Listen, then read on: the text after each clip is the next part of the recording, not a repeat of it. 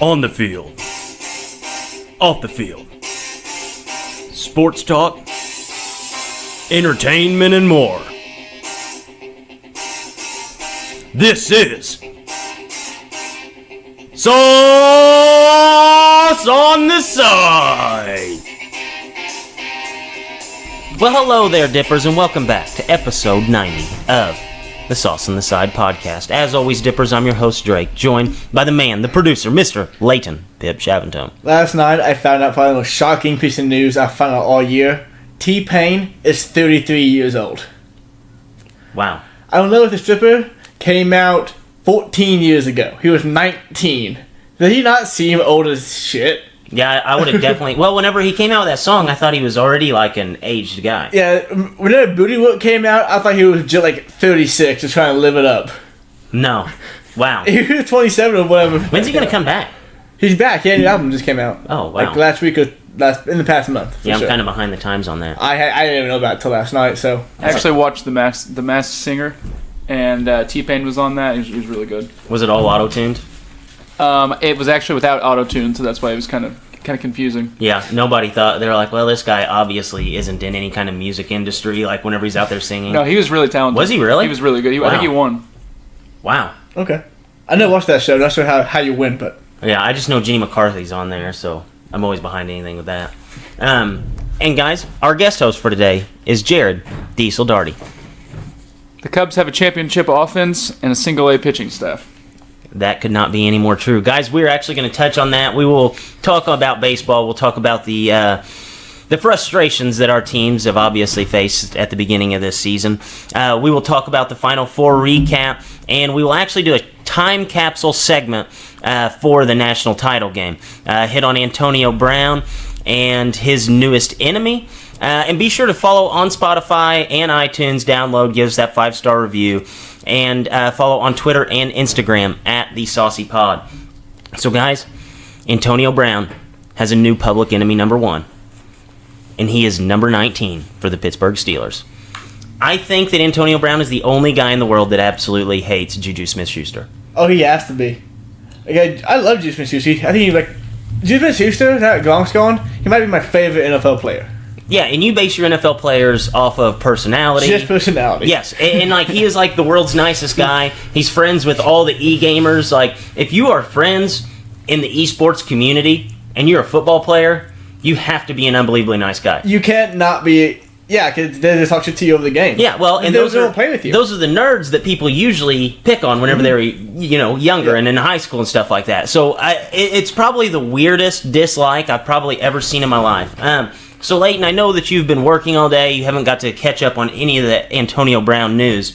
But are you ready for a little rundown here? I actually have every single tweet that was involved in this thing written down in the timeline. I'm really excited for this. Go on the outline. It says Antonio Brown's newest enemy, and there's nothing else about it on the entire docket. So I'm ready for this. Yeah. Okay. So Antonio Brown came out and he had made a tweet that said, let's see this. Keep your emotions off the internet. Okay. And this was followed by a picture from Steelers Steve. He posted a picture of Juju with the 2018 Steelers MVP award. It was like a nice little banner thing with a picture of Juju. It said Steelers 2018 MVP. So Antonio Brown took it upon himself to quote tweet it and say, "Emotion. Boy fumbled the whole postseason in the biggest game of the year. Everyone went blind to busy making guys famous. Not enough reality these days. By the way, check the list." All right, Jared, so you are a Pittsburgh Steelers fan, as loyal as they come. What is the list? The list, he's won it 4 times. That's what he means by that. Okay. I didn't know if there was some special list that I was supposed to... No. He's just saying, look at the list of winners, and he's won it 4 times. Well, what's he won? Team MVP. Okay. Okay. Let's talk about this real quick. What would make him do that just because Steelers Steve came back with a fireback? There are 2 takeaways from that. One, he didn't pay attention in English at all at any point. No, it was hard for me to read. I don't even know what the hell he's saying in most of his tweets. And then 2, I think he might have CTE. Yes. I said that like a month ago. I was like, guys, I think that we're missing something here. I think this is a sick man. Yeah, like I He don't know. has completely lost touch with reality. Yes. And you know, like he definitely like lacking awareness, and it could just be, I mean, like we've all done it before. Like we've all been like riding a hot streak in whatever we've done in life at some point, and kind of get a false sense of who we actually are. I think whenever you're in the NFL and you're that good for that long, you definitely have one. Because we only see like him and OBJ, like both dominant receivers over the past 3 or 4 years. They both have the same kind of, lack of awareness of what they should be doing going on. So yeah, I think it's CTE or is going to his head or something. But he just realized that he's now in Oakland and Pittsburgh's not his life anymore at all. No, I agree with that. And if you think about, you compared him to Odell Beckham Jr., like the worst thing that Odell Beckham Jr. has ever done is be on a boat before a playoff game. Like that's legitimately the only thing that he is guilty of. And have a girl take a picture of a blunt in a hotel room. Yeah, okay. Well, okay. I forgot about that lack of awareness. Some white powder was in that picture, or in a picture too. He had baking soda and a Swisher Sweet. But who does that hurt? That hurts OBJ. Yeah. Is what I'm getting back to. Like everything that he's done only hurts OBJ. This actually hurts a guy that, like, I hate to be the touchy-feely guy, but that hurts a guy's feelings who's, probably whenever he got drafted by the Steelers, was picking up his phone, calling all of his friends, saying, "Guys, I get to play with my idol." Like, Do you have the last tweet that he made? oh today? yeah, I've got more. Here we go. So Juju, he ended up tweeting. This was his first tweet. Keep your emotions off the internet. That was the exact same tweet that AB had posted, just hours before. Then he ended up tweeting, "All I ever did was show that man," and this was really well written. Like, AB makes himself look like a fool, just, typing stuff up that makes it hard to read. This is really well written. "All I ever did was show that man love and respect. From the moment I got to the league, I was genuinely happy for him, too, when he got traded to Oakland with a big contract, and now he takes shots at me in social media." Follows it up. "Crazy how big that ego got to take shots at people who show you love." Shaking my head.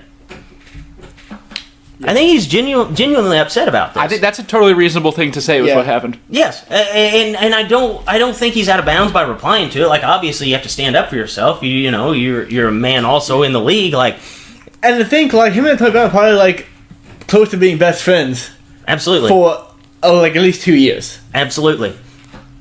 And then today, this was on Instagram. Antonio Brown gets back on there. He posts a picture of Juju whenever Juju was at USC. And it was a picture of a DM that Juju had sent him whenever he was at USC. It says, "What's up, AB? I'm a receiver at the University of Southern California. I appreciate all your work. You're a great man on and off the field. And do you have any tips that can take my game to the next level? Thanks, man." He posts that. They weren't even teammates yet. I had no not idea even they would be. He absolutely respects this guy. Uh-huh. And Antonio Brown's going out and just basically taking the, $30 million sword and shoving it right into his back. Well, another thing, too, how... Like, he's got to be... What is going on in Antonio Brown's head that makes him think that last post is going to make Juju Smith-Schuster look bad? No, exactly. It's like, how do you not realize that the only person looking bad there is you? Absolutely. And I think to further just how good it makes Juju look and how bad it makes Antonio Brown look, I was scrolling through some of the comments, and these were some of the hot ones. Michael Rappaport. Oh man, here we go. He gets on there and he says, "You're playing yourself." And the only man in a professional sport to come to Antonio Brown's back is Kevin Durant. Of course it is. The ultimate Twitter troll, the ultimate Instagram warrior, the man who has went and basically stabbed a whole franchise in the back. He replies to Michael Rappaport, "Get a life." It's like, dude, you cannot make this up. This is something that you see like in a 30 for 30 in 20 years and think, man, these people were way off the wagon on this one. It's the real world NBA version, or American sports version. It's like a real world like NBA versus NFL. The best part about that was Michael Rappaport had been playing himself for years, And then Kevin Durant's also playing himself. So just a nice little triangle of people who have been real dumbasses in the past 3 years applying to one another. Yes, I think one of the people that looks the best in this situation is Ben Roethlisberger. He hasn't said a damn thing in months. Yeah, Ben Roethlisberger just probably all some blocked. Yeah, he's just like, they're all crazy, man. Well, maybe he's going to get paid here soon, too, so he needs to shut up and Oh, well, contract. that's exactly what he's doing, dude. He's just flying under the For radar. the first time in his life, he's doing the smart thing and not saying a word. Yes, Antonio Brown in this situation now just looks like the fox in the hen house. Like, the reason for all the failures, the reason why the team has fallen short. Like, and Ben Roethlisberger, like Diesel said, has basically handled himself like a real leader does. You don't see guys who are successful in sports over and over out there doing this kind of piddly stuff. And Ben Roethlisberger stands the test of time and has stayed out of this whole entire war whenever he really could have been the main focus of this whole talk. The Raiders locker room has to just feel horrible about this. Oh, yeah. None of them are taking, like, how can you be excited? No, you cannot be excited because... It's like, fuck, I'm next. Yeah. Oh, yeah. Well, you can look at it two ways. It's like, one, he's really super mad about what all transpired there, and this is going to transition into the season. Or two, it's like, I'm next on the chopping block. Like, I better throw him 40 passes a game, otherwise I'm going to be the next guy out there. And if you look at the Raiders organization, what two guys did they send packing this last year? Khalil Mack and Amari Cooper. Have you guys ever heard either one of them talk? I've heard Monkey would talk just because he caught like 3 touchdowns in the game once. I've never heard Khalil Mack say a word. Exactly. I don't think Khalil Mack has vocal cords. If you played both of their voices without a face, I probably wouldn't know who it is. Honestly. Exactly. Yeah. And you know, obviously everybody knows Antonio Brown at this point. Like, you know, even if you just brought up a random tweet out of the 4,000 he's posted since he's been traded, you would know exactly who it is, even if his handle's not attached to it. I think this is one of the weirdest things I've seen in sports in a long time. This is weirder than Jerry Colangelo getting caught with a burner account who he blamed on his wife. This is weirder than Kevin Durant with the burner accounts, taking up for himself, bashing Russell Westbrook. I think this takes the cake. Do you guys agree? I don't know. The Kevin Durant thing, the weirdest sports story of my lifetime. It has to be. You think so? Yeah. Oh, man. You're just also soft-skinned, man. Yeah. Yeah. Like, oh, yeah. it's like you've you've reached the pinnacle of what your dream is. Like, who cares? Antonio Brown's like 31 years old or 30 years old. Yeah, and you're in your 30s. Like, who gives a shit? Yeah, I agree. But I mean, it's good to care, Like, but Steelers Steve is pissing you off. Yes, Yeah. Steelers. So bad that you want your oh god. yeah, I mean, I understand Your caring. bad Like, judgment shown just on a national platform. Yeah, Just because Steelers Steve pissed you off. Yeah, Steelers Steve, man. it's like I understand caring and feelings, but still, like, you're Antonio Brown, not like you're Antonio Brown. Yeah, Just get over it. yeah. Just be a good wide receiver. Why even have Twitter? Yeah, I agree. Why post I agree. ever? Or why post ever? I guess. I agree. It's such a weird story. But I honestly, at the end of the day, the biggest winner of this whole thing looks like Juju and AB, or Juju and Big Ben. It has to be. So we'll go ahead and transition now. Talk a little bit about the NCAA Final Four. So, guys, the way we're going to do this, we're actually filming this before the title game. We're going to come back with our analysis of the game immediately following. So what we're going to do, we're going to talk about the Final Four games. We're going to talk about the matchup tonight, kind of put that in a time capsule, see if we're right and wrong, and then you'll hear the analysis later. So, guys, Texas Tech absolutely stifles Michigan State with their defense, holds them to 51 points. Guys, what were your thoughts on this game? Well, looking over the box score of this game, basically that defense wins championships and shooting helps. So basically, the first half was the worst basketball game I've ever watched. I think ever. I watched the entire game, and then at halftime, I look over at Jared and I say, I feel like I haven't watched anything happen. Because nothing good happened. I think Michigan State had, 21 points? 21, I think, is what I think it was That's off the top of my 21-23. head, yeah. Yeah. But 23. In the second half, you saw Texas Tech. Well, they scored more, but Texas Tech just had that same defense, and they just looked way better and got 12-point lead at some point in time in that game and just took over.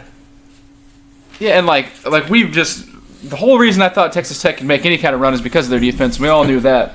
But like it is so much easier to score in basketball when you're starting your offense off of a miss than off of a make. Like when you've got to inbound the ball and just really run a half court set rather than get out in transition and actually be able to do those things. Like, you're at such an advantage, and like that's why they're having so much success. And then Mooney, some of the shots he was making were just crazy. Yeah, he went absolutely insane. One little stat that I got from Michigan State over the past few years, they were held to 51 points in this game. Their previous season low was 62, and since the end of the 2013-2014 season, Michigan State has been held to 51 or fewer points one time. It was November 15th, 2016. They lost to Kentucky at Madison Square Garden, scored 48 points. And just like Jared said, I had never understood the whole terminology of active hands on defense until I watched this game. Every single time that Michigan State had the ball and the ball got stopped, Texas Tech had like 8 guys, including Chris Beard, on top of him, just ripping the ball out of their hands and running back to score an easy layup. So it was just an absolute dominant performance by the Texas Tech defense. Chris Beard looks like a genius. He's only been coaching. Guys, Chris Beard's only been a D1 college coach for 4 seasons. Insane success when he's done that amount of time. Yeah. They went 2 Elite Eights. Won a championship game? Yeah. Maybe a championship? Maybe a championship when it's all said and done. Michigan State just looked way too uncomfortable with Texas Tech's defense. In the second half, just Texas Tech put the foot on the gas and absolutely took off. Guys, they have Chris Beard has coached in 10 tournament games. Every single game, he has covered the second half spread. So that's something to look out for in tonight's game. One thing, too, about this game, Culver struggled like the whole game. It was really good to see him step up and just nail that 3 at the end. I think he outscored Michigan State by himself in the last... They had like a time frame that they cut out. They cherry-picked a time frame, and he outscored him for like the last minute. Yeah, I think he went on a 7-0 run by himself to end that game. So it was really good to see, because we had talked about last week, what stars are we going to see at the next level? Well, the whole entire game, the guy struggled. I think that's the making of a star in Jared Culver, being able to take over at the end of the game. And just a little side note from Chris Beard and his success. He was actually a JUCO coach for a while, and they attribute a lot of his success being able to turn programs around so fast to being a JUCO coach. So every single guy outside of I think 2 guys that get minutes for that Texas Tech rotation are all transfers. I mean, you look at Tariq Owens. He played at St. John's and Tennessee prior to coming there. Matt Mooney played at Air Force Academy, played at South Dakota. And the list just goes on. Brandon Francis, he played at Florida as well. Honestly, the way that he has just manipulated this thing and gotten Texas Tech to where they are is just phenomenal. So, guys, we'll go ahead and head to the other game. Virginia survives a late surge from Auburn and wins on some controversial free throws. Guys, we'll go ahead and start it off by asking, did Virginia deserve to win that game? They literally did not, because they're double dribble. Whenever a guy dropped the ball, the double dribble should be called double dribble. The free throws necessarily happened. But Virginia, this tournament was literally the Patriots all last year. Played poorly and still won enough games to the Super Bowl, and the Patriots won it all. So if Virginia wins it all, you can explain it as the Patriots. Play very poorly, just as every other team, with toughness and I guess better strategy on defense. I don't know. I don't think they lost like 4 games ago. They just keep winning. So it's hard. It's easy to slant. So he definitely double dribbled. But you can make the argument that he got hacked before that. I don't think he did. I think he whenever he first got the ball. There was obvious contact. So if you review everything, that would be reviewed. And still, that shot at the end, he didn't have a place to land. That probably is a foul. That was a foul, yeah. I mean, maybe you put that. I don't know. It's probably a foul, but it's really hard to knock Virginia. Like you're saying, Virginia played so poorly. They were up by 10. Mm-hmm. They were really outplaying them all game. They did blow the lead, but this game could have gone so many directions. It could have been a double-digit win for Virginia had they closed it out. It could have been an Auburn win. It was a crazy game. Yeah. But it's terrible when there are questions about the officiating at the end of these really important games. It's frustrating. It's in all sports across the board. Umpires, officials, they're missing these. I mean, it just. Officiating's horrible at every single level. It really determines the fate of a lot of these teams, and it's sad. Yeah. In every sport, it's like this. I'm not saying that the guy should have made the foul call on the 3-point line, because that was a foul. He jumped into him and he had a place to land. That is 100% a foul. I think he would have called that foul in the first minute of the game, just the last minute of the game. So, good he made the call. It's the right call to make, but it just sucks to see that it seems like every game comes down to an official call. This is this third game, I think, that came down to foul on a 3-pointer. The World Championship game last night, I watched the last minute of that game, came down to a foul on a 3-pointer. The girl missed one of the free throws, and Notre Dame lost by 1. Yeah. This happened to Auburn against New Mexico State, too. They fouled the shooter at the end and came down to free throws. No, this tournament's actually turned out to be pretty damn good.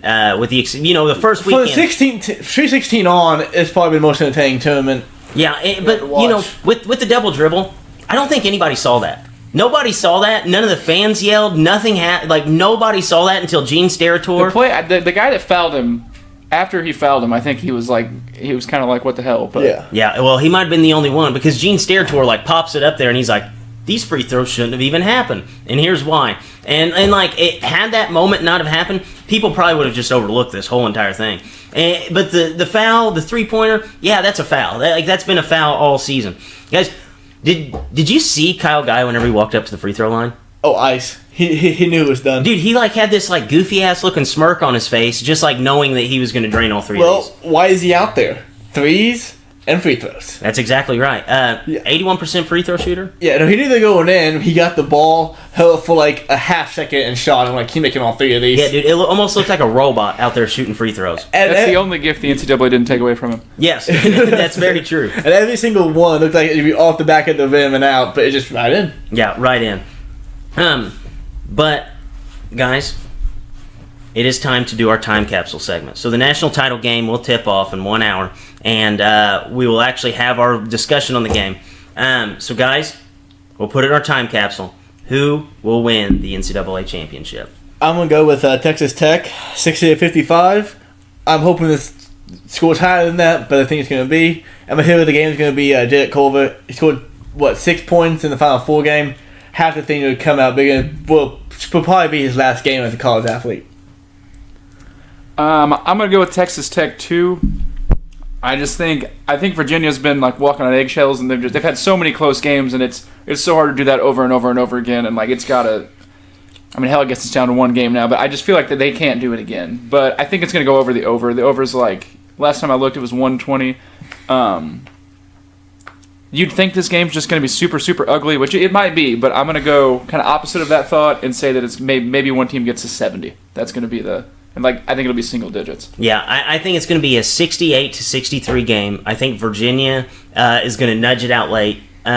Pretty similar to how they did with Auburn. Virginia's going to get a good lead at some point in this game, just because the shooting is there for them. Texas Tech, they're pretty streaky. There's 3 guys who can really fill it up from 3. And I think it's going to be 68-63 Virginia. And I think that the hero of the game is actually going to be DeAndre Hunter. He's probably the only other guy outside of Culver that's going to be a lottery pick in this game. And if you look at what he's done in this tournament, he's really fallen flat. He's a guy that Virginia leaned on the whole entire season. And if you take away that game against Gardner-Webb, in the NCAA tournament, he struggled. He's only averaging 11 points per game, which is much lower than what he had done throughout the season. And he has the ability to take over games, and I think that's what he's going to do tonight. So I'm going to look like an idiot here in an hour, but we'll come back to that. So, Drake, you think Hunter's going to be the guy, huh? I do. You think he'll hunt down some Raiders tonight? He's going to be hunting for some Red Raiders. Shave some beards. Catch my drift? Oh, yeah, I get your drift. My drift, yeah. You think I'm going to drift for us to catch? Yes, I do. There are 3 guarantees in life: death, taxes, and when there is a title game in Minneapolis, ESPN will talk about Prince. Here's your weekly reminder that John Calipari only has 1 more title than gifts on Kyle Guy's wedding registry. Mark Walton. Only took him 3 arrests in one offseason to get cut from the Bengals. That's only 3 less than the going rate prior to the 2019 season to get cut by the Bengals. 2 people that remain undefeated. Father Time and the 70-year-old man who says defense wins championships on the top row of a high school gymnasium near you. The over-under on tonight? 117 is what it opened up as. Pie, a delicious dessert, and an easier number to explain than Trevor Rosenthal's ERA. Jameis Winston finally cracked the code. Decided this year he will play the season at a solid 250 pounds. Yes, Jameis, I'm sure that being in shape is the reason for your 58 picks in 54 games. Easy fix for Chris Davis's 0 for 45 streak. Put Trevin Rosenthal out on the mound. Russell Westbrook, the only guy in sports history to average a triple-double for 3 straight seasons, walk away with 1 MVP, and still be considered overrated. The only duo that is better than Antonio Brown and Juju Smith-Schuster is Nike and Zion's mother. And there's a new book out this week, and it's titled How to Lose a League in 10 Games, and it was written by the AAF. And those have been my thoughts. All right, we are now back from the time capsule. We have just watched the game. Longest game of all time. That was the longest game of all time. It is exactly 3 hours. It Almost. was 2 hours and like 50-some minutes. It was a long-ass It game. was long.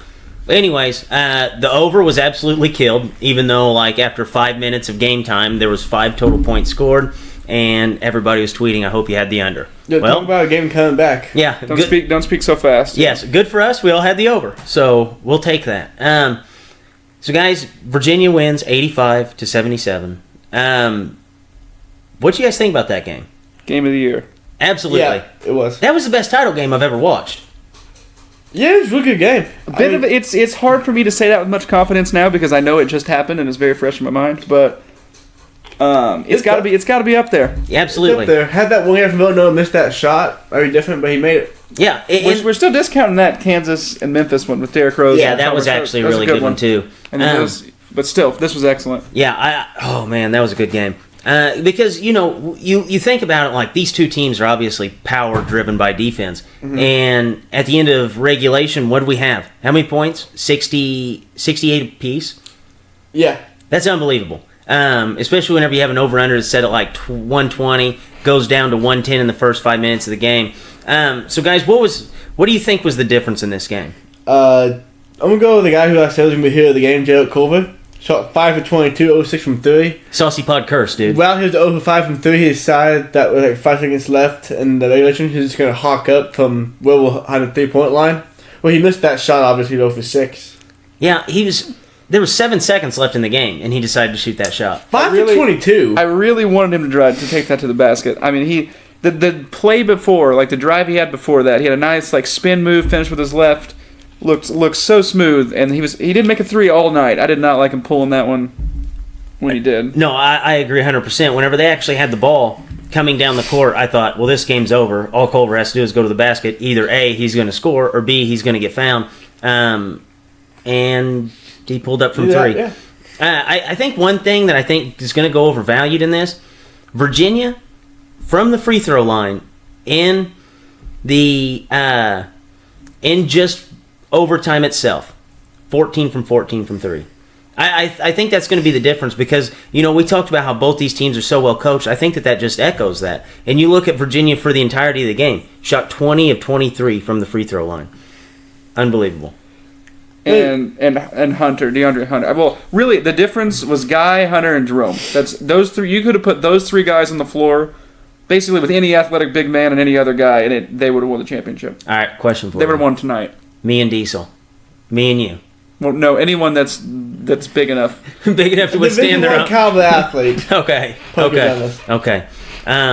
Overall, do you guys think that the best team won the national title this year? Best team in this game, yeah, probably. Virginia's not better than. I don't think they're a better team than Duke because Duke beat them twice. I don't think they're the best team in the country, but they deserve to win.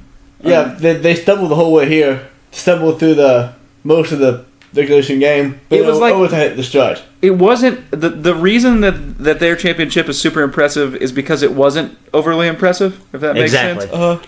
It's like they're the ultimate survive and advance. Like it was just they won on grit. Now I said halfway through that game, if Texas Tech wins this is going to be one of the most impressive runs you've ever seen in a college in the NCAA tournament. Mm-hmm. They would have beaten 2 number 1 seeds, 2 number 2 seeds, and won a title, which is the best that you could possibly do. And I mean that's just as impressive as it gets. You guys ready for the 30 for 30? About Tony Bennett, Kyle Guy, Ty Jerome losing to a 16 seed and the next year winning the title. That's they're already making It's going to be that. a boring ass 30 for 30. It'll be just like their games. Exactly. But how fitting is it that Virginia plays the worst style of basketball, the most boring basketball, and gave us probably one of the best title games in history? Well, This would be like Cincinnati going on and winning the title. Like, Yes, it would. Yeah. Yes, it kind of would. thing. Yeah, but I think Virginia was always that one team just going to get hot against them and we're to keep up. Well, this tournament, teams get hot against them. We'll call it twice. Purdue and Texas Tech both had knocked down a lot of threes in that game, and they got hot right back, and that's something they haven't done before ever. Yeah. Like literally in the history of Virginia basketball since 20 minutes started, they've never became hot when other teams been hot. One They thing- never won the game. One thing you really got to give Virginia credit for is they just like in the first game of the Final Four, Guy was making shots like right there at the end of the game when time was running out. It was do or die, and then Hunter tonight, like that three in the corner, he nailed it. Yeah. And then the three. I mean, it was like it was just him sitting there by himself. Yeah. And then the three in overtime. Immediately after that started, like big time players hit big time plays. And fortunately for Virginia, they had three of them, and Jared Culver basically disappeared. So, guys, the AAF is folded. Just less than a season in. Less than 7 games in. It was unbelievable how fast that thing went under. Did you see what Steve Spurrier said? What do you say? It might not have been a real quote, but someone was saying how he said, "Well, we're 6-1, we're 5-1 best record, we're champions." Wow. They are the We're champions. the champion, yeah. Yeah, there's not many winners in this whole situation. Did you see how the AAF is basically hanging everybody out to dry? Yeah. Yeah. The WWE is stepping in to help him out though. Are they really? Yeah, they offered the WWE offered a tryout, or they like invited a lot of the players to a tryout. For the XFL? This is the best thing to happen. Yeah, no, a tryout for the McMahon. WWE, and then it'll lead into XFL stuff if they don't make it. I'm pretty sure, but Yeah. Wow. This is why I said it's something along those I lines. can't wait till, dude. There's gonna be like a trio team or like a tag team that is called the AAF in like 3 weeks. I guarantee it. Yeah, but We're gonna be in the WWE.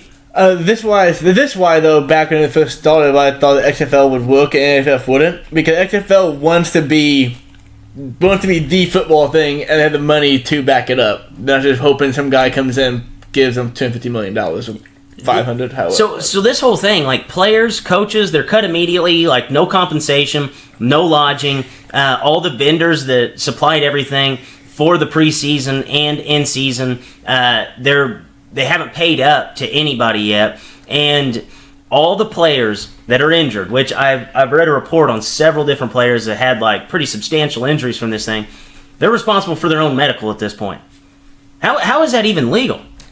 And I'm not a lawyer and don't know anything after this, but I feel like if a company folds, you would be responsible for your own insurance. That's I don't unbelievable. know.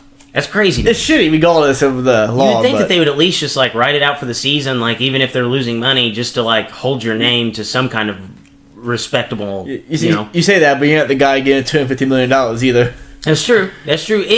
How many weeks ago was that? 3-4 weeks ago, where the guy came in and bailed him out. Less than a month. That's unbelievable. The hockey. Well, owner. I think their main problem is they didn't have any quarterback play at any stage of any week. It was just the, awful the whole time. The Browns signed a quarterback from there. There was one that did get signed, and But it was just brutal to watch. And if you think about it, though, like what this league wanted to do was basically be a stepping stone to the NFL, and they accomplished that. Like there's been a ton of players get signed. The Steelers signed 3 like today or yesterday. Yeah, there have been a ton of guys get signed back to the NFL. Like this is what the league was intended to do. It did exactly that. Their whole mindset was correct, in my opinion, because everything that they set out to do is working, other than the fact that they didn't have any money and they are completely broke just 7 games in. I don't get that. They either had this was just they either didn't think it out very well in their head, or the ratings weren't good enough to bring in the money they needed. I don't know, but this is unbelievable. Firefest too. Yes, this is a Fire Fest. So, guys, that is actually 100% accurate because they don't have houses anymore. No. They should have just pitched them tents out on the football fields. They're like, tents, yeah, we have these football fields leased out until July, so we're going to throw a bunch of FEMA tents out here for the players. That way they at least have some lodging. So, guys, let's go ahead and head back to some NCAA storylines. Zion Williamson was named Naismith Player of the Year. Out of, like, the 5 million Player of the Year awards, this is supposed to be the most prestigious. Would he have been your choice to win this award? Yeah, he would mine for sure. Even though he missed, I think, 6 games, 3-3 during that stretch. But when he played, he was far and away the most dominant player in the country. Like, maybe the most dominant player I've ever seen in my lifetime. Yeah, he was. I mean, the only knock you could say is he missed some games, but he was just too dynamic. He was so much different than everybody else. I mean, the homer in me would have liked to seen John Morant maybe get it too, but See, that's where I lean in this award. You know, how often do you see a college basketball player average 20 points, 10 assists? I mean, he would have won it any other year if Zion's name wasn't such a hype. Because, I mean, we're talking about a guard who shot 50% on the season, averaged 24.5 points, 10 assists, 5.5 rebounds. And you look at the team record, they actually had a better team record than Duke. Don't get me wrong, they didn't play the same competition that Duke did, but they were 28-5 at the end of the day. I know Zion was probably the best, most dominant player in the NCAA, but 6 games in a 35-game season is a lot of games. That's a lot of games to miss. And, I mean, you really boil it down, that's almost like a sixth of the regular season for college basketball, maybe even a fifth. I think John Morant should have actually walked away with that. So this one's actually interesting to me. I think I'm going to actually get more pushback from you guys on this one. Rick Barnes, named the Naismith Coach of the Year. Do you agree with the choice? No, I really don't. Because here's why. He didn't. Yes, Tennessee had a good year, but they underperformed from what everybody thought they were going to be at the beginning of the year. They didn't win the SEC. If Will Wade didn't get suspended, are you saying that he would have won it had he did not get suspended from LSU? But I think it should have been Chris Beard, and that's not recency bias either. Texas Tech wasn't ranked until week 6 of the season, and they won the Big 12. They tied for the Big 12, but they still won the Big 12. And I think just looking at the whole body of work, Chris Beard did a better coaching job than Rick Barnes did. So I think Chris Beard should have been the Coach of the Year. when is this decision made? When do they decide on this? You would have thought that they made it like 4 weeks into the season. Yeah. It's actually just from the I think it's at the end of the regular season. I think they may take in the conference championships, but I'm not 100% sure on that. Rick, last segment, you had a question about 20-point, 10 assist seasons. Yes. Since 1992-93, John Morant is the only player to do it. Wow. Recordedly, according to College Basketball Sports Reference. Yeah, he definitely should have won that. But Diesel, do you agree with that decision for Rick Barnes? I honestly don't really have a problem with it. Given that let's say it did end at the end of the regular season, who else would you have given it to? I know he said Beard. I don't think you can't give it to Coach K, anybody like that. I would If Will have Wade didn't spin it, would have been his. I would have went more Matt Painter. You lose 4 starters from a team last year, and you come back and win the Big Ten regular season. They shared, but I don't think that you can take a coach who didn't even win his conference and give him the Coach of the Year, or even give it to Tony Bennett. You know, you're looking at the guy only lost 2 regular season games, both being to Duke. Yes, he might have the best team, but there's a reason why he has the best team.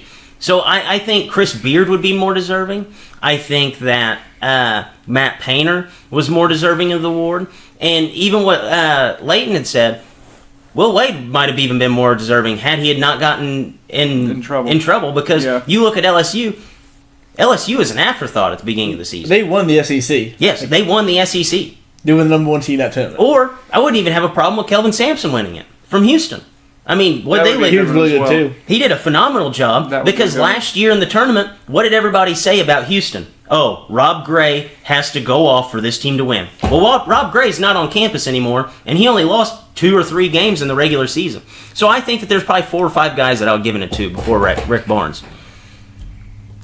That's just my thought on it. I agree. I don't think Rick Barnes.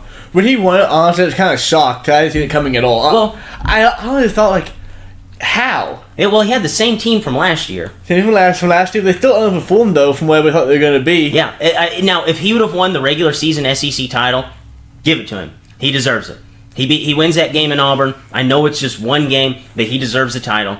He deserves Coach of the Year. But if you cannot even win your own conference, I don't think that you deserve to be Coach of the Year. Unless you're just taking 1-star recruits and winning, That's true, 25 games.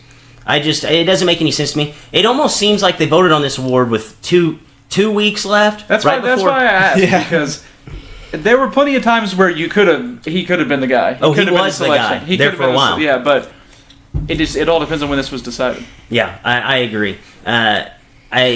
Very weird. It couldn't have been after last because and he had a conference player of the year 2 years in a row. Yeah, did you see? that helps. Did you see UCLA offer him like the third or fourth most money? Rick Barnes? Yeah. Wow. It just seems like UCLA is desperate. UCLA is desperate. They offered John Calipari like $3 million less per It's year like to we're come just there. gonna, as soon as one of them says no, we're just gonna throw a bunch of money at another one. Dude, I'm pretty Bruce Pearl's sure. on that list somewhere. Bruce Pearl has to be coming up. Oh, dude, Bruce Pearl to UCLA is my dream. Could you imagine the sweat that he would get through those like gold shirts or like the I baby blue? saw Hurley. Where does Hurley coach? UConn. It's escaping UConn. me right now. Or is it Oh, Bobby Dave- Hurley or Danny Hurley? Bobby. Bobby, he's at Arizona State. Yeah. Oh my God. I saw him coach on the sideline. He had more sweat on him than I've ever seen him to coach. That's Who's hilarious. the guy from Arizona? Sean Miller? Sean no, Miller. except Miller. Miller's the guy- worst. Miller takes- Miller's the worst. Speaking of which, It's might an just be- Arizona thing. It's the Pac-12 Heat. I don't understand how he had a job still, but he sweats a lot. Yes. Dude, You're call wiretap so you get $100,000. It's weird too. It can't be that hot in those gyms. They're not selling out. Probably. It's not that. It's not heavily watched. no, Pac-12 basketball did not sell out Dude, this year. I can promise big you guys just sweat. Big Yeah. guys just Hurley's sweat. not. He's a skinny dude. Fucking looks like he's in good shape, but he was sweating like a pig. that. Well, he was thinking of Christian Leitner the whole time, dude. He thought he was breathing down his neck. But, dude, the UCLA job, whoever gets it, is going to be the guy that's like basically dating the girl that tried to marry everybody. Yeah, He's going to be the guy that ends up marrying the girl that tried to get married to absolutely everybody. Because you think about it, you can say, oh, they offered John Calipari a job. I saw reports that Chris Beard was getting looks at it. Did you say that Bobby Hurley was in on that, or was he just sweating a lot? No, he just sweat a lot. There's like 10 guys that they've already tried to offer contracts to, and everybody's like, yeah, I'm not going to go to UCLA. My favorite part about that conversation was how he mentioned Pac-12 team, and Jared's first thought was Bobby Hurley sweat. Yeah. Well, Didn't mention that for all for the job. Well, Pac-12, Bobby Hurley, man, he fucking sweats. yeah, and there's No, he actually did, though. there's people Look that it are up. actually going to different schools that got offered by UCLA. So it'll be very, very interesting to see who takes that UCLA job. I think it's almost gonna be last Be Bill Walton. That'd be great. Dude, Bill Walton should take that job. I'd be dialed in even more to Pac-12 basketball because I know he's there. It's probably going to He'd be doing some wild shit with that team. Yes. Like, you know how you hear of reports of people who run a whole practice without touching a ball for the first week? They won't touch a ball until their first game. He's going to be like, dude, we are so in with our zen. Like, we've been listening to Grateful Dead. 15% the first half. What happened? Well, we didn't shoot it all before leading up to this. Yeah, we plan on peaking at the right time. Oh, man. So many possibilities for UCLA there. So, guys, we'll go ahead and head to one of my favorite segments. It is darts. Each week, we take turns throwing dart at the dartboard. Each dart represents something else. Latency, what is the game for us today? bring it back this week. Jared's a pretty clever guy. He has some good dry humor. So we're going to play What Would Their Job Be?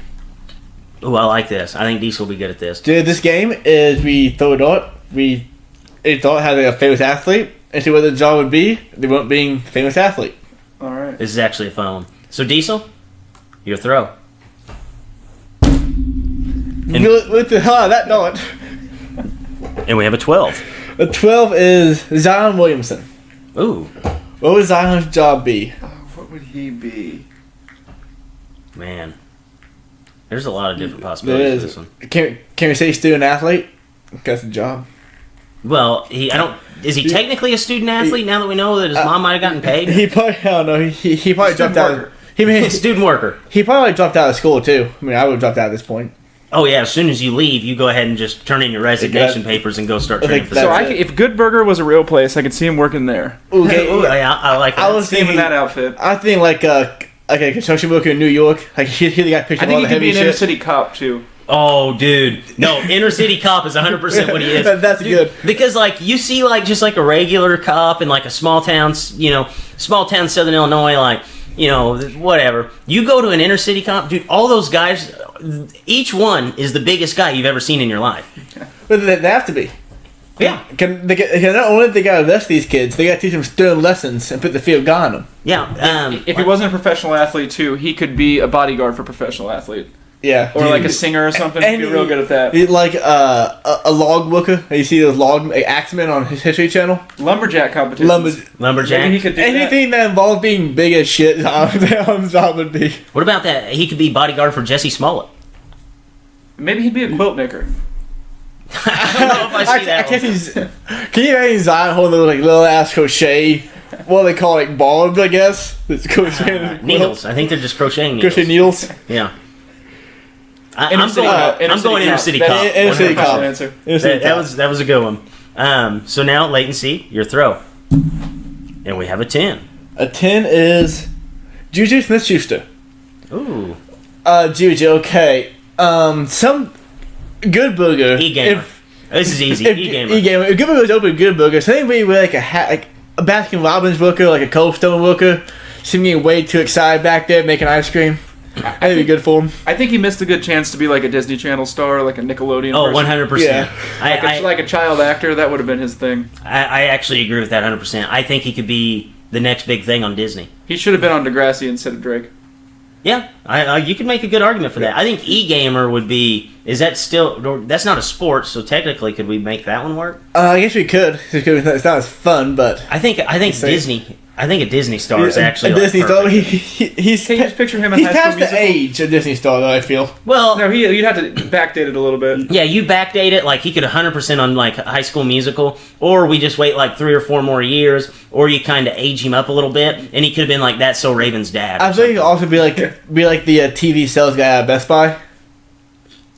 I can see. Yeah, that. I can see him in He a polo. could be that, yeah. I could absolutely see that. I think Disney stars probably what Disney I'm star leaning is really towards. good though. He just has that personality that'd be good for that. I think so. The Disney star for Juju. And how much cooler would it make that Antonio Brown was attacking a Disney star instead of a wide receiver for the Steelers? The only problem, if he would have been a Disney Channel star, Disney star, or whatever, he'd have a drug problem by now. So it's a good thing. it's a good thing he didn't. Yeah, rarely do you say it's a good thing that the guy went to the NFL, but yeah, this is. He'll have to wait until his like Dude, imagine mid-30s to get that drug addiction in the NFL. Imagine the show, The Sweet Life of Antonio and Juju.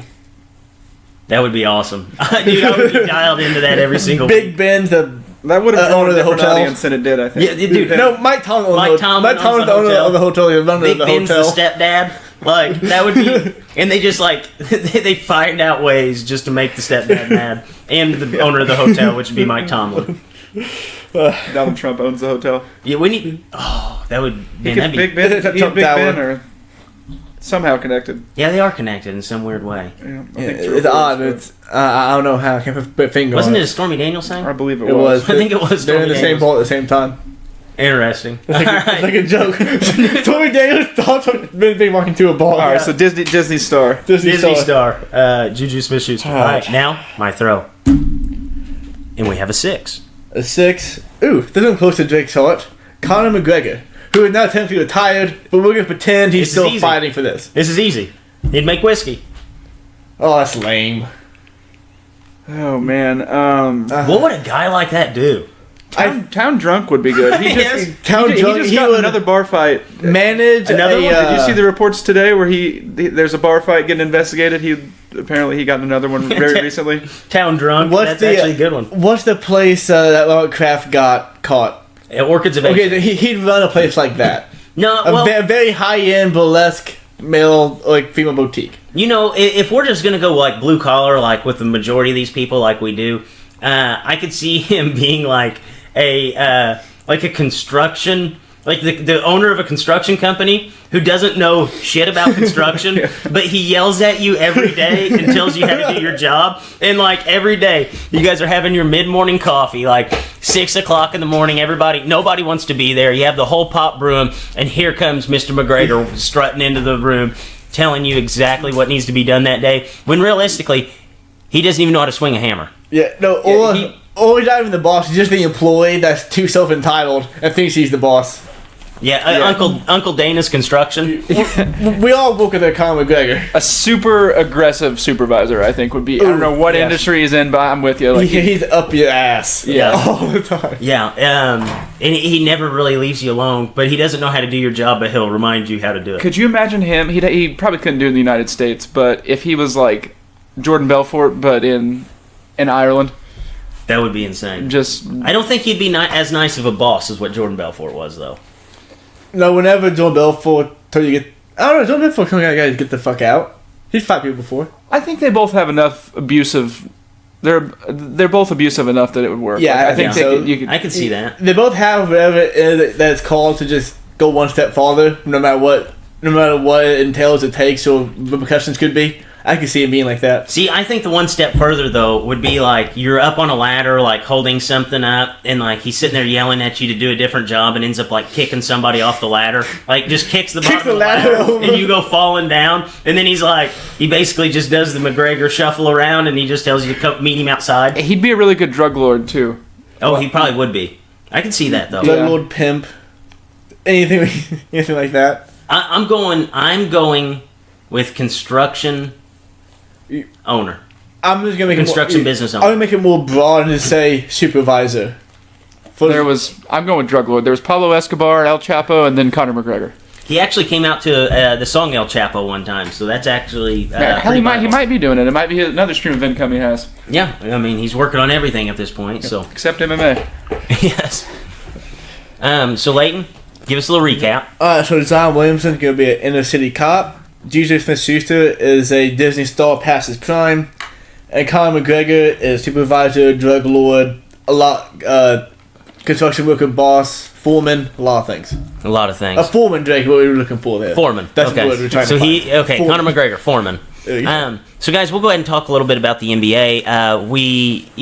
Next week we will do our full playoff preview. This is the time to strike and give out our season awards. Guys, we'll go ahead and start it off with Rookie of the Year.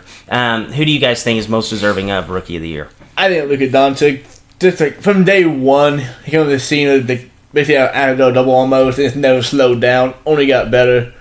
And this kid can be so good. He learned how to shoot a 3, like 35% even. Dominant. Long time. Yeah, I think it's Luka. I mean, it's like, and a lot of people are like, you see some people on Instagram or social media saying like, "Oh, Trae Young." It's the same situation we had last year when it was Simmons and Donovan Mitchell. Trae Young's coming on strong. He's definitely having a good second half of the year, but Luka's been doing it the whole year, and he's still having better stats than Trae Young. It's Luka. Yeah, I think it is Luka too. I think it's a 2-horse race, basically, with Luka way out in front. Fletch actually sent me a little nugget yesterday that Trae Young has finally passed Luka Doncic for most points by a rookie in this season, and it's taking him 100 more shots. So that's kind of an interesting little fact there. And there are 4 guys in the NBA that average 21 points, 7 rebounds, 5 assists. Russell Westbrook, Blake Griffin, Giannis Antetokounmpo, Luka Doncic. So guys, let's go ahead and go to Coach of the Year. I think there are actually there's going to be like 5 guys that you could really accept the answer for, but who do you have? I'm going with Mike Malone from the Nuggets. 53-27. We talked about this team possibly improving. I don't think any of us thought they could compete for a 2 seed. Compete for the 1 seed most of the year. Goals they got locked up. They might end up as a 3 seed because they're tied with the Rockets right now, but the fact that they're even fighting for that is impressive. I think it's Budenholzer. The Bucks, I feel like the story of the Bucks since Giannis was there is like, they're always underperforming. They're not as good as their potential is. They're not doing what they're supposed to. Budenholzer gets there, and then they're the best record in the NBA. Yeah, I feel like he really helped him turn a corner. I mean, obviously, Giannis's progression did too, but yeah, I agree with that. I think Budenholzer is a strong 1A, but I think there's a 1B. And honestly, rarely do I say that they could possibly give out 2 awards for something. And I think this would be a time to consider. And it would be a team that might just make the 8 seed in the West. And that's Doc Rivers. I mean, you look at what this team has done. I always butcher the name. Shai Gilgeous-Alexander. Shai Gilgeous-Alexander is the only guy on this team that has started 70 games this year. And if you look at guys who've started on this team, it's almost laughable. They've started 15 different guys in the course of this season. Montrezl Harrell, he's grabbed the second most minutes for this team, and they're going to be in the postseason. They've had Tyrone Wallace getting minutes. They've had Sindarius Thornwell getting minutes. Both of those guys have played 60 games this year. Their last starting lineup was Wilson Chandler, Montrezl Harrell, Landry Shamet, Shai Gilgeous-Alexander, and Lou Williams. Yeah, no. I think Doc Rivers is a really good coach. He took so this year. Once you got Austin out of town, I get rid of the pressure of playing his son, you saw what happened. I listened to the Woj pod with him on there, and he was talking about when he stepped out of the role of like upper management and coaching at the same time. and he said it was just too much, and coaching became way more fun and a lot easier once he stepped into just that role, and I think it's showing. Yeah, oh yeah. And you trade away your best player halfway through the season. Danilo Gallinari's like one of your mainstays of the team, and you're dominating. It's Boban unbelievable. too. Yeah, Boban was even getting. I think Boban started like 9 games for this season for this team, and Tobias Harris had like 50 starts, kicked him out the door, and they've even just gotten better since then. So what he's done, I don't think that there's too many coaches in the NBA that could have done the exact same thing that he's done with this team. Very few. So guys, we'll go ahead and go to Defensive Player of the Year. Leighton C., who do you have for me? This one had a lot of people I looked at. I'm about Turner at 2.7 blocks per game. Whenever the Pacers lost Oladipo, they didn't just lose their best defender. They lost basically the only team who really score a basket. So they had a lot on defense. Miles Turner really stepped up. Drake has a really, really nice stat about his rim protecting ability. So Drake, want to tell us that stat now? Yes, Miles Turner is actually my Defensive Player of the Year. He's the NBA leader in blocks per game this season, and he's number 5 in defensive rating. On top of that, he has the 16th highest block percentage in a single season in NBA history, and I think that there's only 2 guys that are still active that hold a stat higher than him. I think one of them is Serge Ibaka, back whenever they used to just call him Serge Ibaka, and I can't remember who the other one is. But whenever you're having a block percentage that's top 16 NBA history and nobody's ahead of you, you have to deserve this nod. Diesel, who do you have for us? I really, really would like to see Paul George win one. I don't think he's going to, though. I think it's going to be Gobert. He's been such an elite rim protector, shot blocker, whatever you want to call him, for probably the last 4 or 5 years, at least 3 or 4. I think he's going to get this one. It seems like he's a strong favorite in this one. Yeah, I do think that he's ultimately going to get it, but I think Miles Turner is as deserving as anybody at this point. So, guys, we'll go ahead and go to Most Improved. Who do you guys see? There's actually, this year, I think there's like 4 or 5 guys that could have won this award, basically, at any point over the last 3 or 4 seasons. Who do you have? I'm going to go with Pascal Siakam. Kawhi Leonard played 59 games this year. He really stepped up. He became an all-around offensive player at 15 points a game, 7 rebounds, 3 assists. Just a bigger player for him, and a guy who came, I think, absolutely out of nowhere. Yes, nobody knew who Pascal Siakam was unless you wear a Toronto Raptors jersey every other Sunday. Basically, you just knew he was a guy who was long and athletic. You thought he'd be a plus defender, ended up being a plus offensive player. Had a pretty good outside shot. This guy for Toronto could be really good. Yeah, at the midway point when we did these awards, I said De'Aaron Fox was first, and I said Pascal Siakam was second. I'm definitely going to move Siakam up to first now. De'Aaron Fox still has had a really good year, and I think D'Angelo Russell's had he's had a good year too. He's actually coming off injury, but Siakam. Yeah, and whenever I said that there were 4 or 5 guys, I mean, De'Aaron Fox, he's had the biggest turnaround as anybody, and D'Angelo Russell basically being 12th fiddle on the Lakers, and now he's the heart and soul of a team that's in the playoffs. Both those guys are very deserving of the award. Unfortunately, they're playing the same year as Pascal Siakam whenever he improves his points per game by 10 in one season. He only started 5 games last year. Now he's a starter, bona fide stud for this team, and has been a big reason for this team's success outside of getting Kawhi Leonard.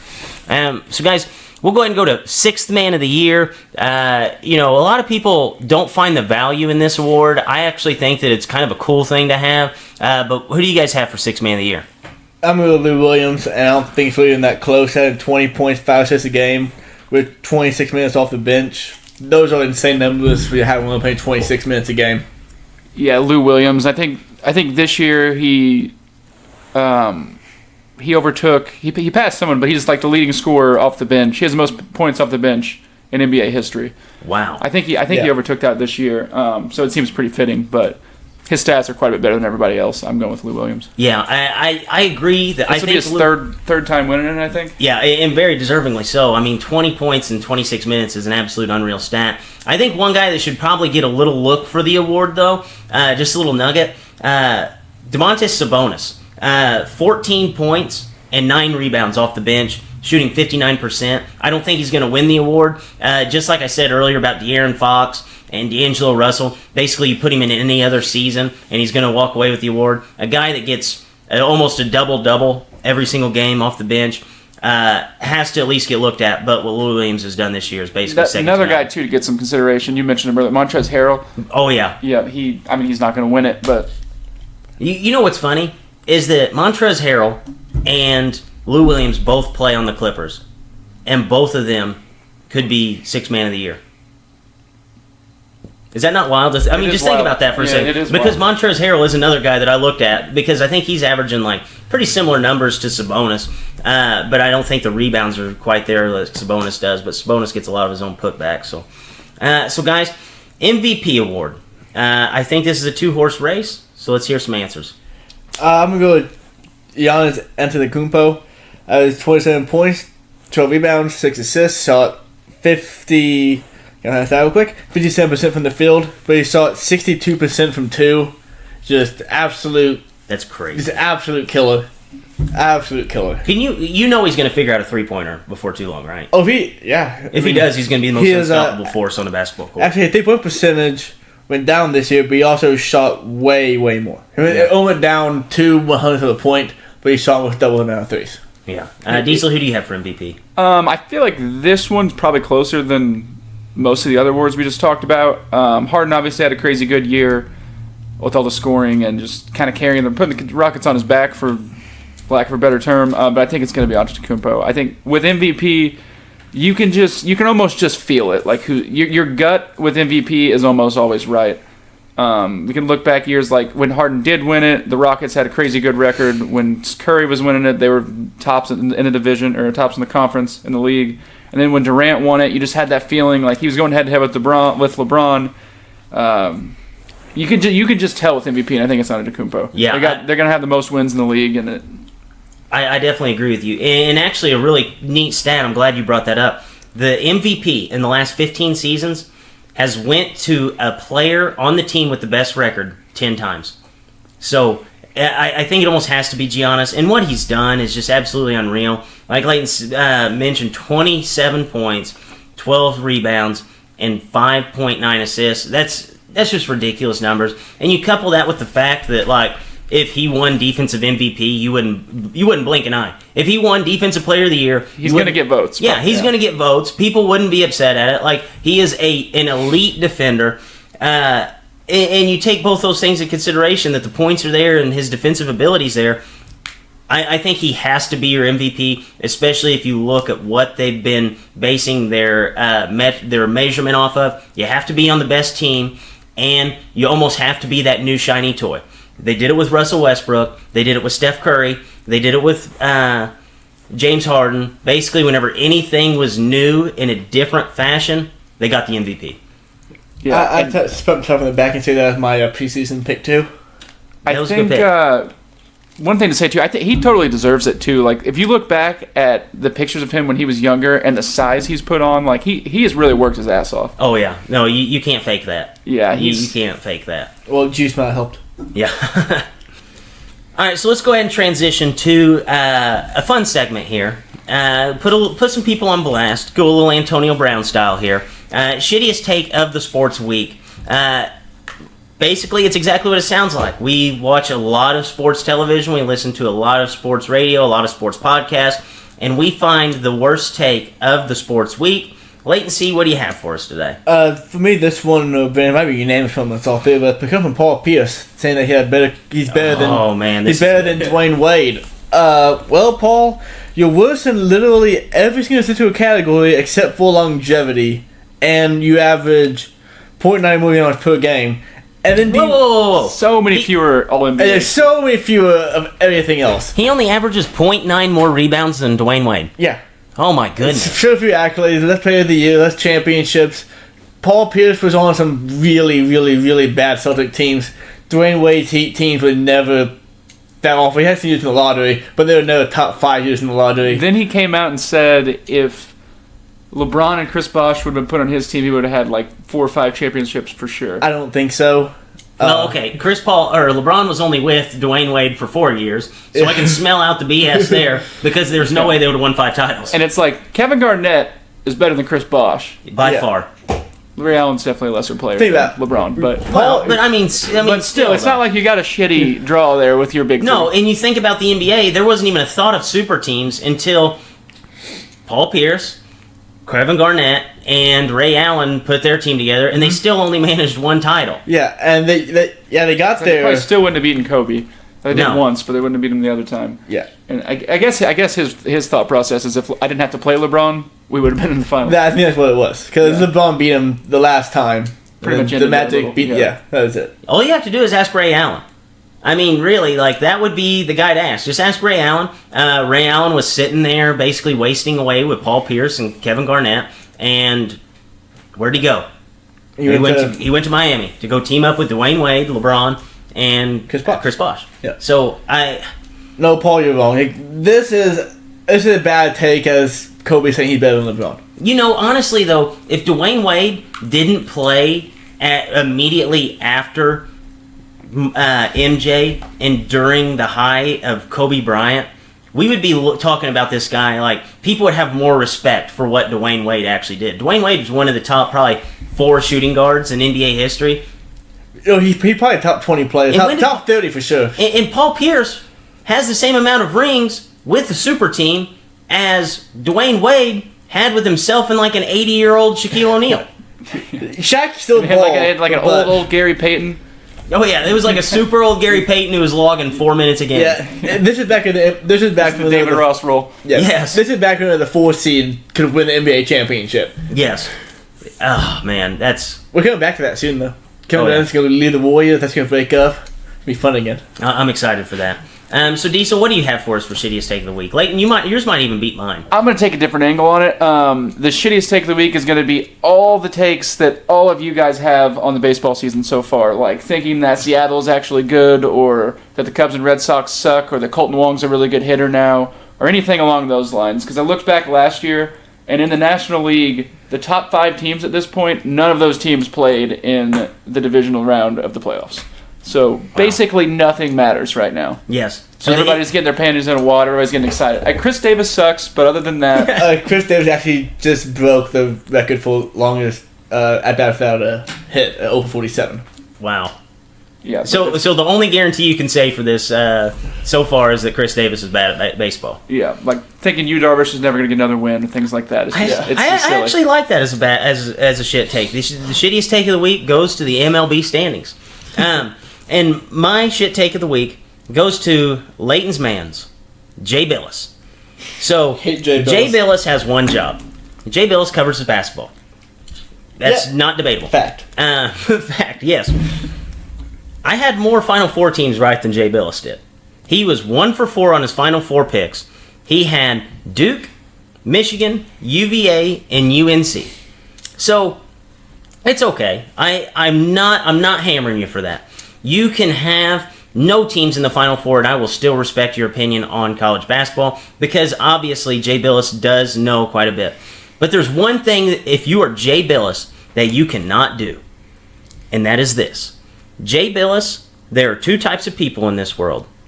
They like you or they don't like you. And the people that like you are all Duke fans. And the people that don't like you don't like Duke. Jay Billis had the audacity to pick, and I wanted to wait. I held on to this one for a while just to make sure that this wouldn't actually come to fruition. Jay Billis picked in his bracket Duke versus UNC for the title game. And do you know who he picked?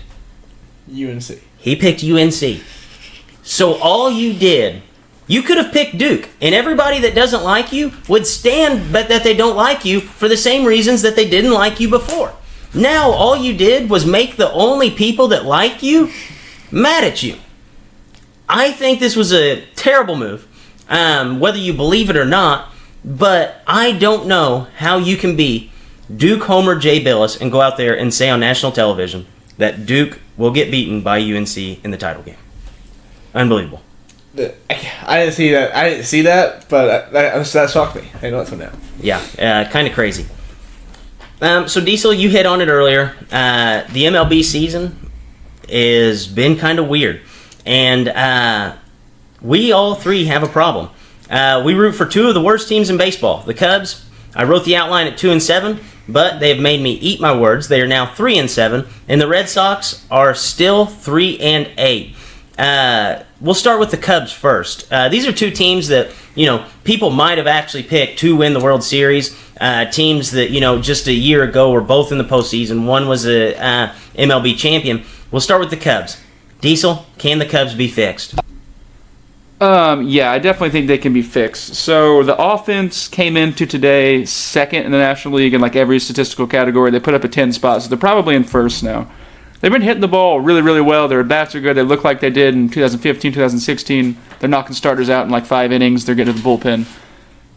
Goes to our bullpen. That's a bit of a mess. Put it lightly. You want to know something funny? I'll put you on the spot. Where did the Cubs bullpen rank in ERA in the major leagues last year? We were number 1, weren't we? Number 1. Yep. Yeah. So that was without Morrow for a good chunk. It's so strange because like you could even get the sense last year in the playoffs. You're like, well, they did quit hitting too, but the bullpen, you're like, it just made you nervous. You're like, I don't feel good putting any of these guys in. None of them are confident. There's like one guy we can go to. That definitely carried over.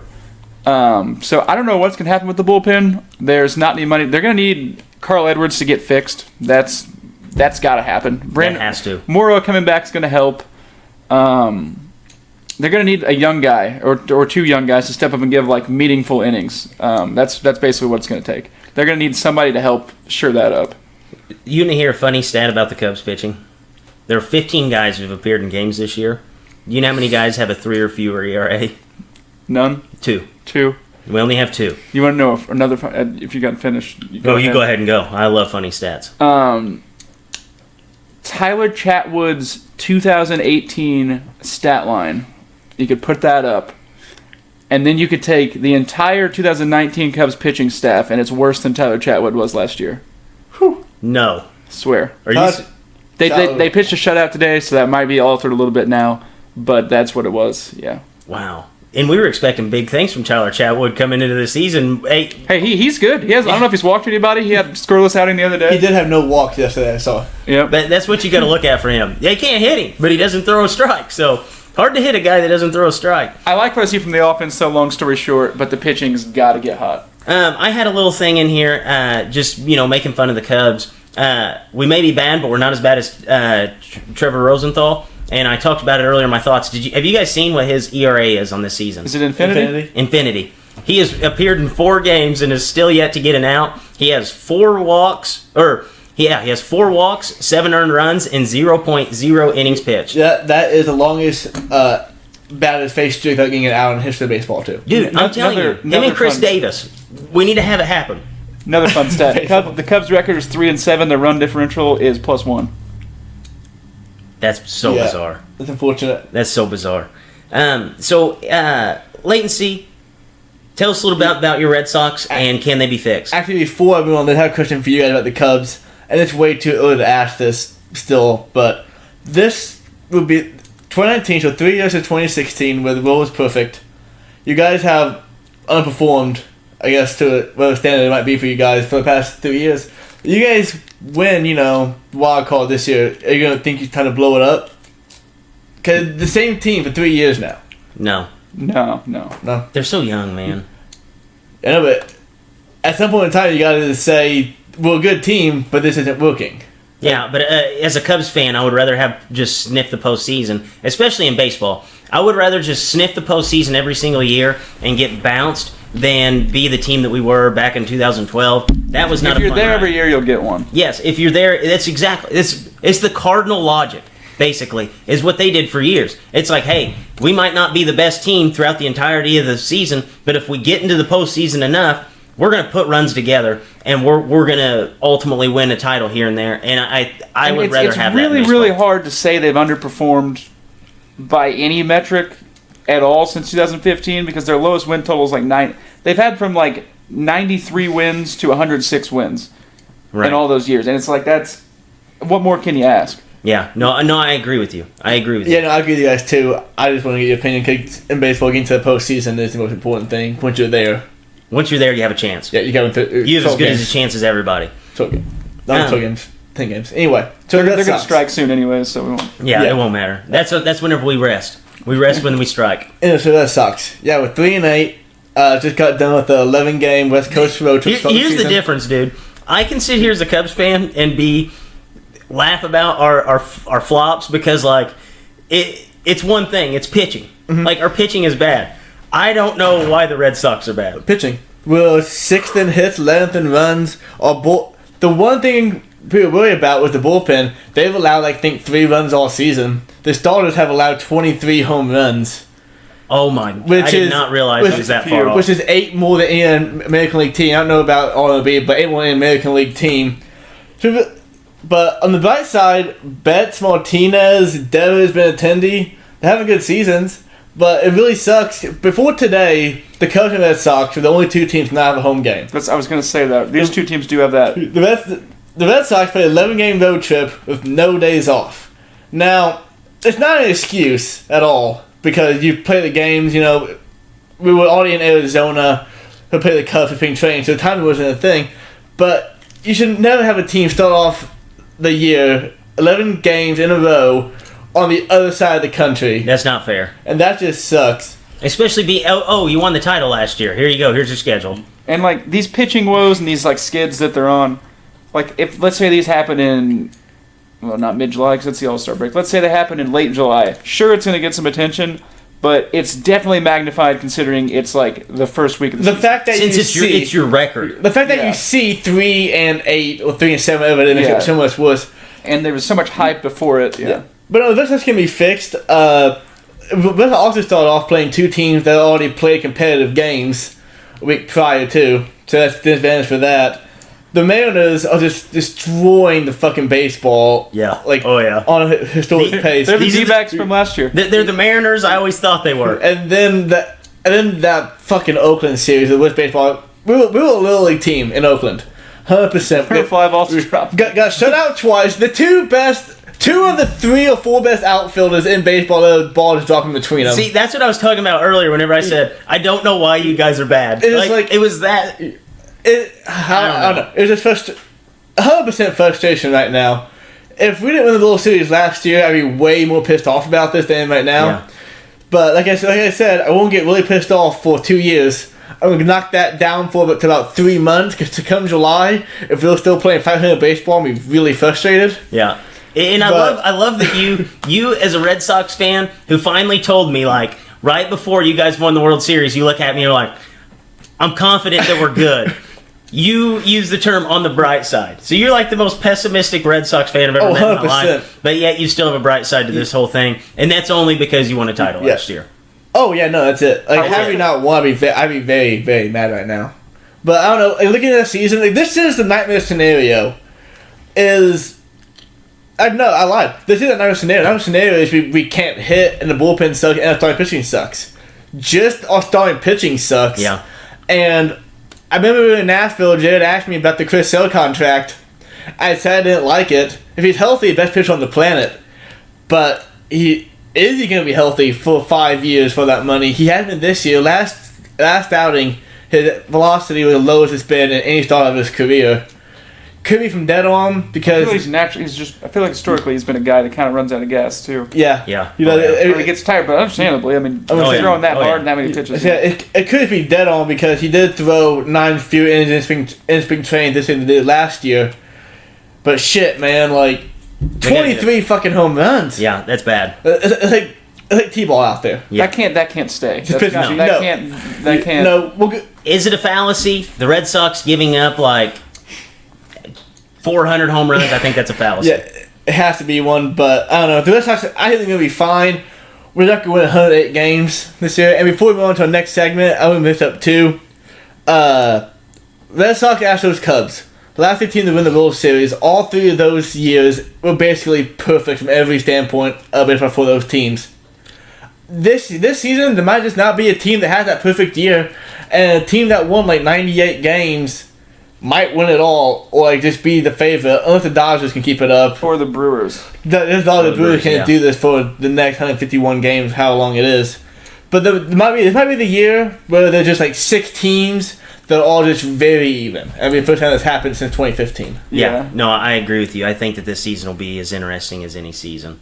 One other thing about this too, it's just been a wacky start. Like the Cubs lost 4-2 the other day, and I was like, you know what, I'm okay with that. That was a normal game.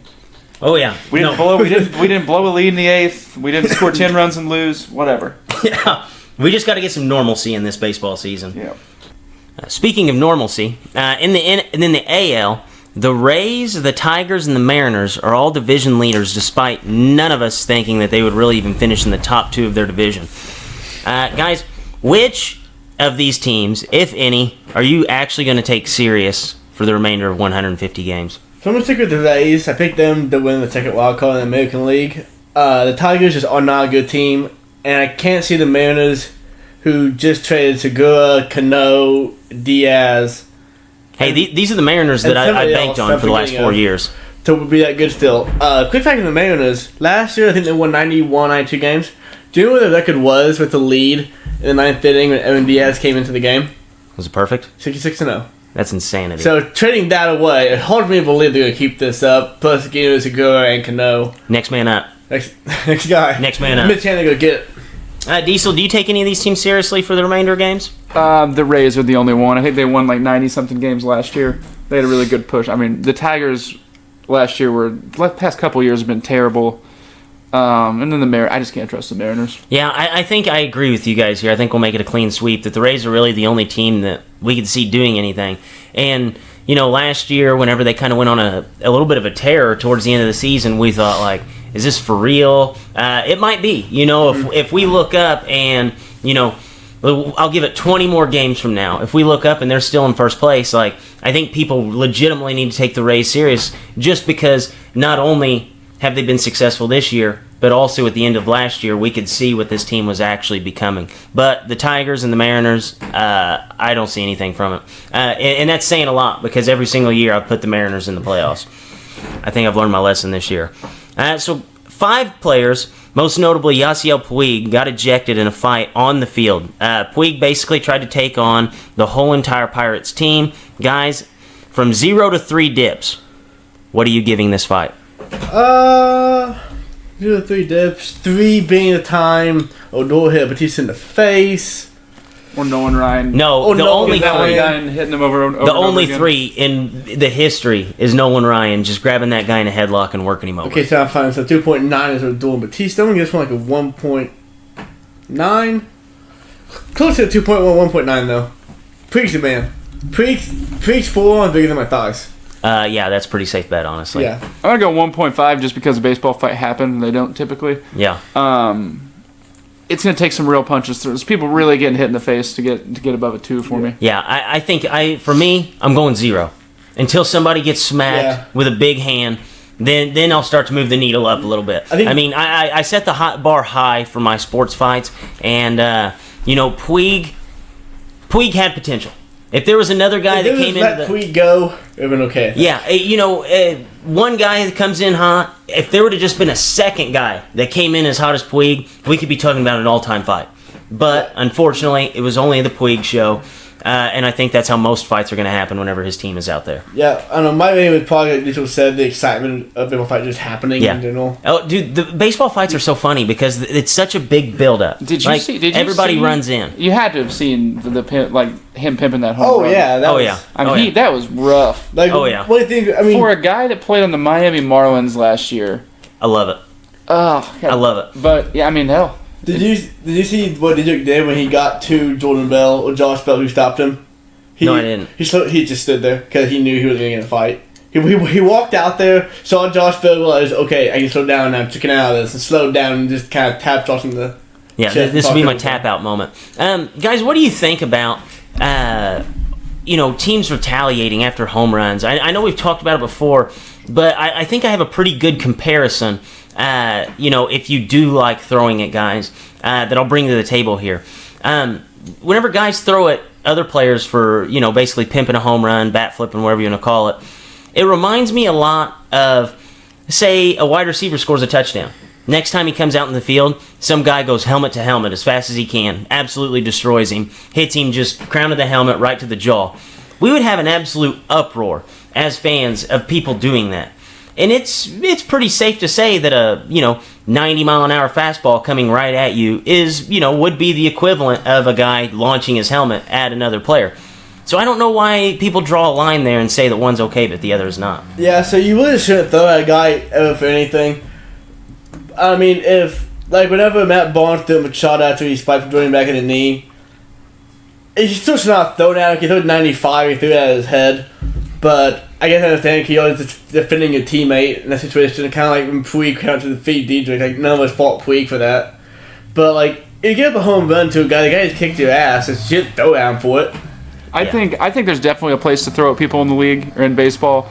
You can't throw above the neck though, or on their hands. Yeah. You can't hit their wrist or their head. But I think another football thing you could put it to is like if somebody has a late hit on your quarterback or a receiver or a running back and the lineman comes in and roughs them up a little bit, same kind of deal. It's defending your guy at the same time. Yeah, I could see that. I think I'm more And like this when he threw behind him, he didn't even hit him. Yeah, I think I'm more okay with that aspect of it because I think that, if they do rough your quarterback, you kind of take an eye for an eye. But anything above the neck, Yeah. I feel like if there is reasonable belief that you're throwing at a guy's head, I think you should be You should be ejected immediately. ejected Maybe immediately, yeah. suspended for a month at least, because And then- it's just uncalled for. Like Hicks, I don't know if you can have Hicks throwing at people either, because like 104. I don't know. At going that fast, I don't know if he can keep it off their head on Yeah. purpose. And that could kill somebody. Yeah, no, I agree. How was Chris Archer not ejected after he threw at Diedrich? That's a good He question. he threw behind him, and two, anybody knew it was on purpose. That's that fucking. That has happened so many times between the Reds and the Pirates, and Clint Hurdle is just notorious for throwing at people if he feels that it's needed. They've Yeah. been 15 more times this year. I'll be excited to watch that. Hopefully, we get a guy to match Puig's It's gonna intensity. be. I was gonna throw They'll be fighting like hell for fourth place in the Central. If Chris Archer throws that Puig, oh my gosh. I have an idea. Emergency right fielder. This is going to be Conor McGregor's new job. Emergency right fielder for the Pirates. That way they have a guy to match Puig's intensity They got for an whenever. enforcer. Yes, they have their goon. They need one. It'd be a downgrade at any fight he could play, but man, the Sox had Puig. We almost traded JBJ for him before last season. Glad we didn't, because he might not want to see without JBJ. But I would like to have Puig on the Red Sox. He's a guy that you just want to have your back. He's my favorite non-Red Sox player. Yeah, yeah. And here we are, Leighton basing his favorite players off of personality. Yeah. So, guys, I know we're only 10 games in, but what player, team, manager, anything in baseball has been a surprise to you? We'll start with the good. Who's been the biggest good surprise for you? So last week we talked about how the Dodgers third in the division to the next step. We needed Corey Seager and Cody Bellinger to take the next step and be the guy I thought was going to be coming up through the rankings. And Cody Bellinger's done that. He's batting .455 with a 49 OBP, slugging over 1,000, 7 home runs, 18 RBIs. And today on another podcast I listened to, he said he likes playing outfield on first base. We got to get to show off how fast he is. So I think that's cool too, that he's like showing off how good he is in the outfield. Right. I think Bellinger's probably the biggest good surprise. Also, Shoemaker on the Blue Jays. I don't know if many people have heard of him, but he's thrown 2 starts, hasn't given up a run yet. Wow. He's been pretty dominant. I think he's gone Shoemaker? 14 innings. Yeah, so he's 2-0 with 15 Ks in 14 innings.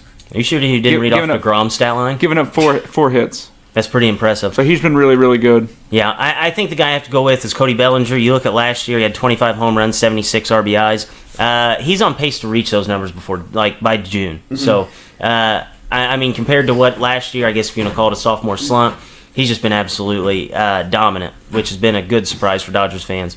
Bad surprise for the rest of the NL. So, guys, which has been the biggest surprise for you for bad? One bad team we talked about earlier is the Rockies. They're 3-7, 0-3 at home. I don't think they win the division. So they have more batters batting below 240 than they have guys batting above 280, and there's no one in that gap. It goes from 283 down to 235, and the more guys batting below that than above 280. And for OVP people out there, there are more guys below 300 than above 300, and the pitching not that great either. So I think they'll be fine because they're the Rockies. They have good offense, but right now it's looking really bad for them. Especially that those woes are coming at home in home games. You know, if they had the opening stretch like the Cubs or the Red Sox, you kind of wipe it away. But I agree, Rockies have to win games at home. Diesel, who do you think has been the worst surprise? As far as teams go, the Cubs and the Red Sox, we already talked about that, though. I think 2 relievers in NL Central, that's what I watched the most. Andrew Miller's not been as good as I thought he would be.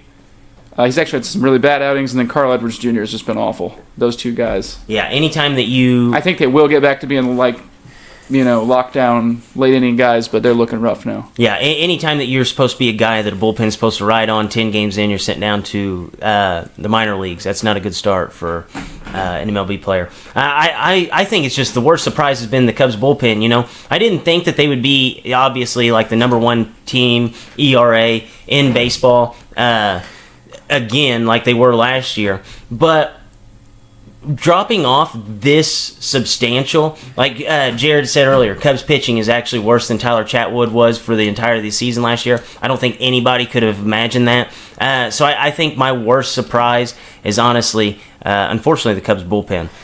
So guys, it is time for us to put our producer in the spotlight. Each week he goes out and watches a movie. He watches 2 movies. He watches 3 movies. Just like Paul Pierce, he may watch 5 movies if he had LeBron on his team. So Leighton C., what are you reviewing for us today? This week I'm going to review Shazam, it's a new DC movie. But before we talk about that, talk about 2 other things to hit on. I have finally finished One Tree Hill. Amazing show, 2.8 dips. Wow. And the movie on Hulu called Assassination Nation. That is honestly the worst movie I've watched in my entire life. I'm going to have to watch it then. The movie gets 0 dips. The premise is awesome. The premise is a town gets all like the internet history and tech is leaked to everybody else in the town. And then they go on a killing spree. That's when it gets stupid. But Shazam. So Shazam... This isn't the one with Shaq as a genie, is it? No, it's not. Which is fully checked out in it at all. I kind of hope he would be a little cameo, but no. That would be nice. Not even a joke about it. But no, so Shazam... trailer's been all over the place. Basically, a kid gets taken to like a wizard and he gets a power by changing Shazam, and he can basically do everything. He can shoot lasers and fly and run fast and super strong. Can't he even buy beer? He can't buy beer, kid, above 21. Yeah. Wow. And this is like one of the, just like a comedy-ish movie. So it's all funny parts and all serious, like all that the DC movie was. Is it like Deadpool in the sense that like it's like some dirty comedy, or is it? It's PG-13. Okay, so it's. And I think that's what's gonna really kill like the universe they want to make around it. Right. Because the reason Deadpool works is rated R, and they can do whatever they want to do in that movie. The reason Venom worked, well, I think Venom worked. People don't. Because it's rated R, everyone in that movie. It's rated PG-13, so there's a barrier there. Right. What they can do, what they can show, and I don't know if people are going to like that. I thought it was a good movie. I don't know if people are really going to see it, though. I think all be more viewers, but going forward into the universe, I worry about it. This is by far the best DC Universe movie they've made since, like, Man of Steel, when that came out. That's really started the whole thing. Best one they made. And it's totally off the wall and funny, and it's really well written. The acting is really good. I laughed a lot doing it, actually. I only give it 2.3 dips. I just hope that when people go see it, it only made, I think, $53 million this first weekend, which only cost $100 to make, so it'll at least double that still, so it'll be a success. But if people are going to go see it, the question, how long can it live on and go forward into what it could be, would be really cool. Right. And how many dips did you give that? 2.3. 2.3. Okay, so that's a respectable number then. So guys, any bold predictions for this sports week? The Red Sox starters do not allow more than 10 home runs. That's bold. They're allowed 23 so far, so on pace to do more than that, but we're going to shut that shit down. The Cubs, I wonder if they play enough games. But yeah, they'll be 500 next time we talk. Ooh, I like that. That's a good bold one.